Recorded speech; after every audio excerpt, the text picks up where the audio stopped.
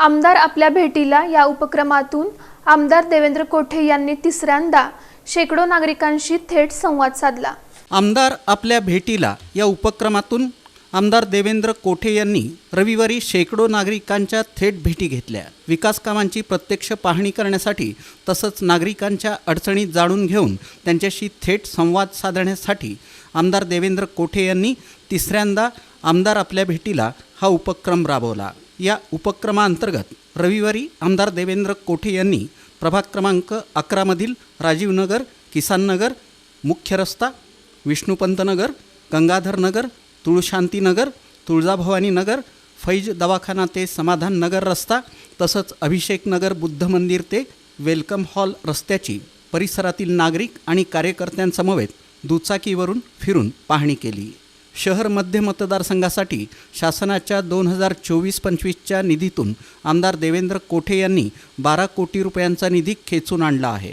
या निधीतून या परिसरातील अनेक रस्त्यांची कामं करण्यात येणार आहेत। यातील तब्बल 3 कोटी रुपयांची कामं प्रभाग क्रमांक 11च्या परिसरात करण्यात येणार आहेत।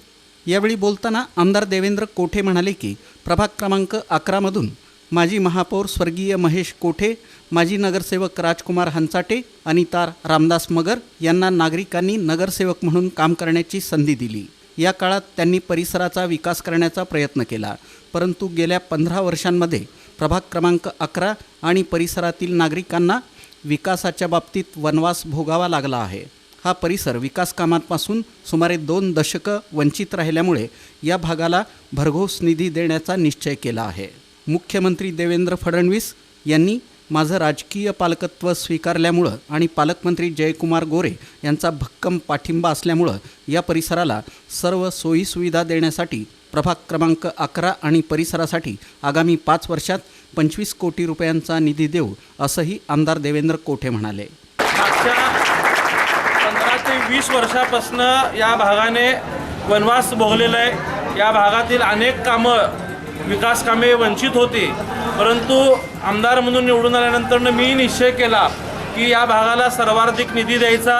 त्यासाठी मग या भागातील सगळे माजी नगरसेवक असतील, भाजपाचे सगळे प्रमुख पदाधिकारी असतील किंवा नागरिकांनी थेट माझ्या देवेतने या लोकसंवाद कार्यक्रमात येऊन भेटी देऊन ज्या ज्या गोष्टीचं मला निवेदन दिलं ती सगळे कामं आपण प्राधान्याने मंजूर करून घेण्याचे प्रयत्न केले।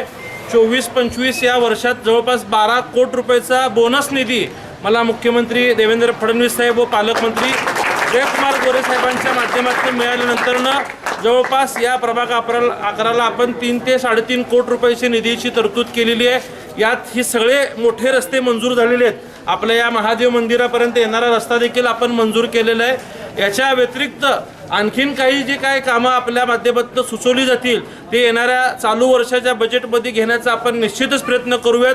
तुम्ही सगळे नागरिक सुजाण आहात, ज्या गोष्टीचं प्राधान्यक्रम असायला हवं ती कामे आपण प्राधान्याने सुचवावी, त्या प्राधान्यक्रमाने आपण ती पूर्ण करून देण्याची जबाबदारी तुमचा हक्काचा आमदार म्हणून माझी असेल, हा विश्वास आपल्याला देतो। या प्रसंगी पालिकेचे माजी स्थायी समिती सभापती विनायक कोंड्याल, माजी नगरसेवक गुरुशांत धुत्तरगावकर, राजकुमार हंचाटे, रामदास मगर, मंडल अध्यक्ष नागेश सरगम, अक्षय अंजिखाने, मनोज कलशेट्टी, संगीता खंदारे, अप्पू कडगंची, चन्नय्या हिरेमठ, गणेश माळी, विश्वनाथ पॅटी, गिरीश कोटा, सिद्धेश्वर कमटम, अभिषेक चिंता, प्रभाकर गंपले, गणेश चोटे, संगप्पा बबलाद, व्यंकटेश कोळी, संजय चव्हाण, विलास बनसोडे, युवराज बाळशंकर, संजय पाटील, बालाजी मोहिते, अमोल उपाडे, लखन चव्हाण, भीमाशंकर कुंभार, पवन कोळी, सिद्धू पॅटी, संजय गायकवाड आदी उपस्थित होते।